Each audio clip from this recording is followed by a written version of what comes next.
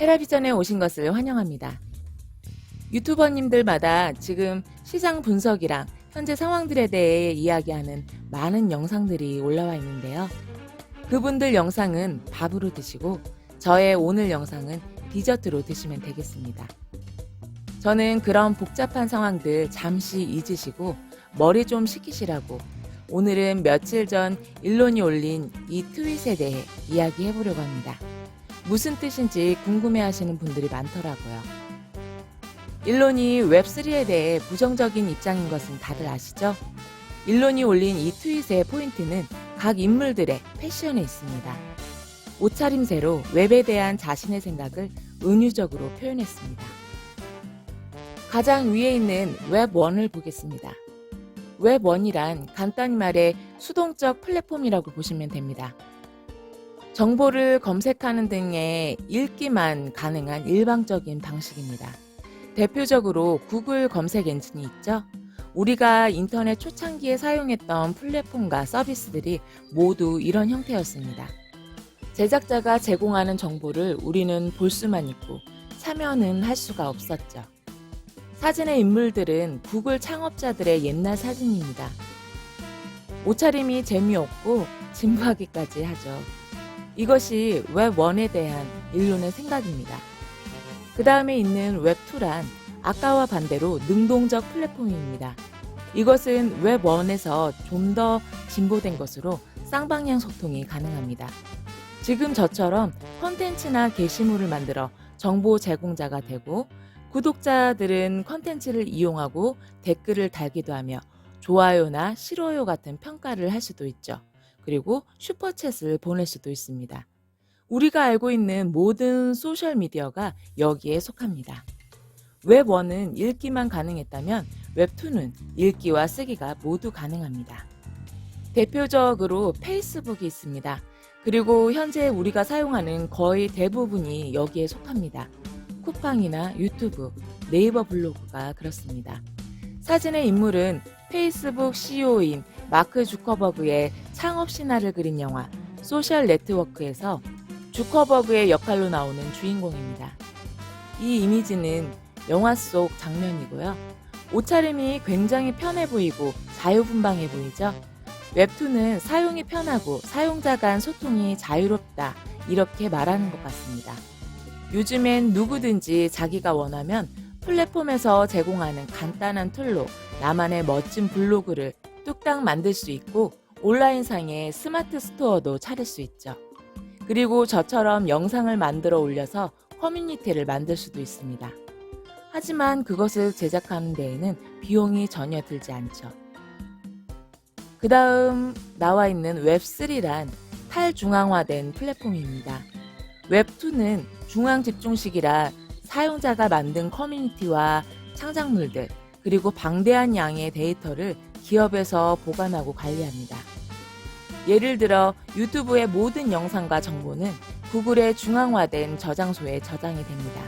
그리고 그 데이터를 이용해서 유튜브 영상에 유해 요소가 있거나 저작권 침해가 나타나면 여러분들도 잘 아시는 노딱이라는 걸 주어서 노출되지 않도록 하기도 하고 사용자의 취향을 분석해서 좋아할 만한 영상을 추천하며 시청을 유도하기도 합니다.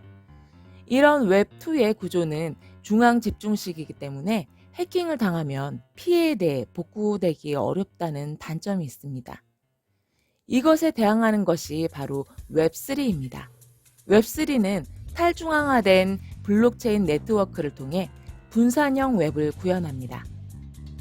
여러분은 암호화폐 투자자니까 화폐의 비유를 해보자면 웹1이 달러, 웹2는 디지털 화폐, 웹3는 암호화폐라고 비유해도 무리가 없을 듯한데요. 제가 지금 말씀드린 것을 화폐가 아닌 웹으로 의미를 대체하면 웹3는 블록체인을 이용한 개인화된 웹인 거죠.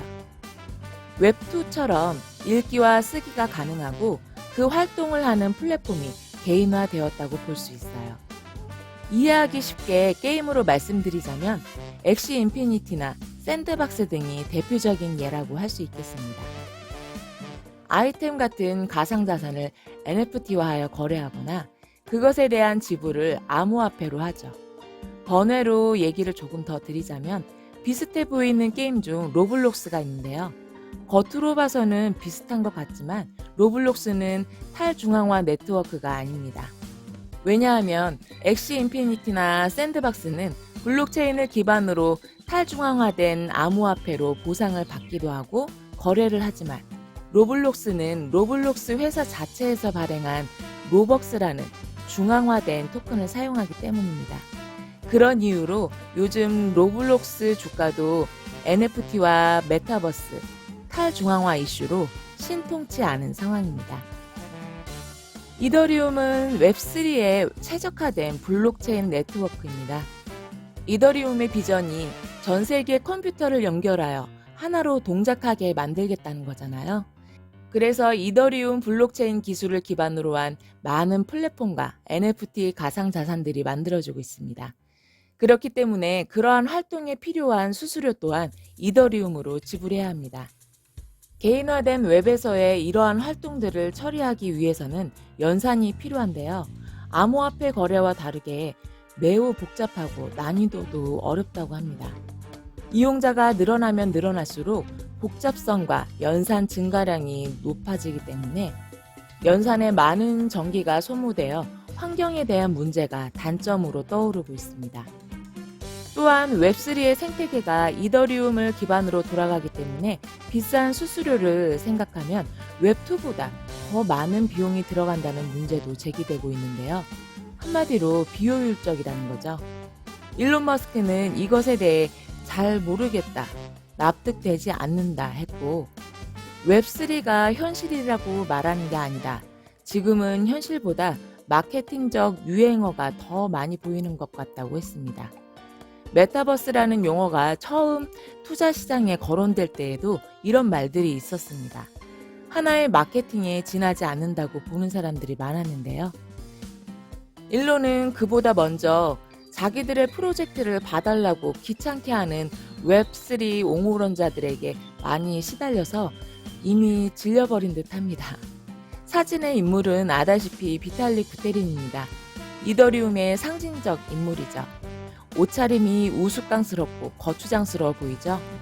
일론 머스크가 보기엔 웹3가 그렇다는 겁니다. 웹2가 간편하고 편리한데 굳이 웹3가 왜 필요하냐? 게다가 들어가는 비용까지 비효율적이다 생각하는 거죠. 비탈릭이 입고 있는 옷처럼요. 비탈릭 부테린을 직접적으로 조롱했다기보다 상징적으로 사용한 것 같습니다.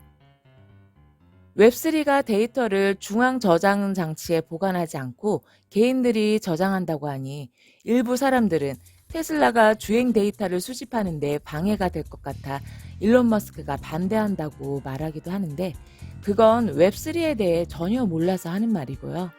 높은 수수료 때문에 배보다 배꼽이 더 큰 웹3를 굳이 하려고 하는 것이 일론은 이해가 되지 않는 거죠. 일론 머스크는 비효율적이고 쓸데없는 비합리적인 일을 하는 것을 싫어합니다.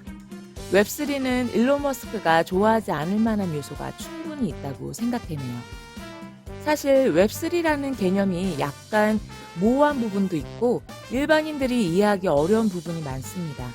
개발자분들 같은 관련 전문 분야에 계신 분이 아니고서야 이 개념을 정확히 이해하는 사람이 있을까 싶습니다. 저를 포함해서요. 이것도 잘 모르겠는 마당에 또 웹4를 외치는 사람들도 이따금 있습니다. 일론의 트윗에 빌리 마커스가 이런 답글을 달았어요. 웹4라고 써있죠? 그리고 그 밑에 그림이 있는데 어때 보이나요? 괴상망측하죠? 웹4는 이렇게 괴상망측하기까지 하다라는 뜻 같습니다. 웹4는 또 뭔가 싶은데 정확한 개념도 찾아볼 수가 없습니다. 웹3를 변형한 궤변이거나 또 다른 마케팅 상술이지 않을까 싶네요. 오늘 이야기는 여기까지고요. 제가 며칠 전부터 도지홀딩 지침서라는 시리즈 영상을 2편을 올렸어요. 이제 마지막 한 편이 남았는데요. 이 콘텐츠는 사실 3주 전부터 짜고 있던 건데 어제 영상을 만들고 보니 너무 지금 상황이 반영되지 않은 동떨어진 얘기가 아닌가 싶어서 3부 영상만 스크립트를 다시 쓰고 재녹음을 해야 될 것 같습니다. 그러려면 시간이 또 걸릴 것 같아서 주말에 보실 만한 영상으로 오늘 컨텐츠 짤막하게 만들어 봤습니다. 제가 어제 커뮤니티에 버티시라는 글을 3번 올렸는데 어제 장이 힘들었던 일부분들은 아마도 제가 올린 글들에 화가 나셨을지도 모르겠습니다. 계속 떨어지는데 버티라고 하니까요. 지금은 흙탕물이 가득 차올라 바닥에 있는 것이 다이아몬드인지 자갈돌인지 잘 보이지 않을 겁니다. 도지는 그냥 언제나 도지일 뿐입니다. 도지의 펀더멘탈이 변하지 않는 이상 흙탕물이 거치고 나면 여러분이 처음에 보았던 도지코인에 투자했던 이유 그대로 반짝반짝 빛나고 있을 겁니다. 흙탕물에 담겼다고 다이아몬드가 돌이 되는 건 아니니까요. 시장 전체의 분위기를 걱정하셔야지 도지코인 이거 역시 잡코인인가 하고 걱정하시는 건 너무 좁은 시야라고 생각이 듭니다. 2020년에도 우리 세상이 다 끝난 줄 알았었잖아요. 한번 맞아봐서 어떻게 때릴지 우린 이미 다 알고 있습니다. 비트 차트가 이제 상승이 나와야 할 자리가 오지 않았나요? 주말 동안 계속 상승 차트를 그려줬으면 좋겠네요. 주말에 혹시 또 밑으로 눌리더라도 스프링처럼 눌린 만큼 튀어오른다는 사실 잊지 마시고 여러분의 도지 잘 지키시기 바랍니다. 이상 헤라비전이었습니다. 성투하십시오.